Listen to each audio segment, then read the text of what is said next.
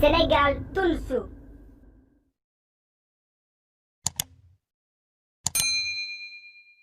waaw góor gi nga baal ma mais maire bi sax si la moom laa jaar mu ne ma yaa ngi si kaw waxtaan na sax moom man naa ñu waxtaan ak yow ndax damaa gis lu ma metti du Ndeye Fatou sa doom la Ndeye Fatou sa doom la dafa am sama copain bu muy génn yaa may dégg te li muy dund ak moom naxari na ma trop sama copain laa la wax day ñëw si sunu kër sama néeg la ñuy ñëw man maa leen yërundu di leen gis nii Ndeye Fatou day ñëw summeeku ba set tëdd waa ji yéeg sama copain bi yéeg si kawam ah di namp di nga namp nii ween góos bi nii maa ko gis gi nga Ndeye Fatou nga baanu sa doom la góor gi bëgguma dépassé waaye caga bu mag la ndax ni muy def dara rafetu si ah nan ngay summee ko ba set tëdd góor di namp sa ween loolu rafet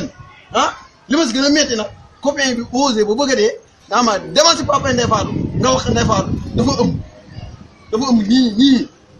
dafa loolu rafet la nga baal ma nag yow yaay déglu fi mu toll nii ama laa déglu fa nga pare waaw booy yi yow ñàkkoo fay na mais man damay ñëw di la wax déglu rek yow xanaa doo góor ah ay yow sax yow booy yow anga maa yëpp ndax yow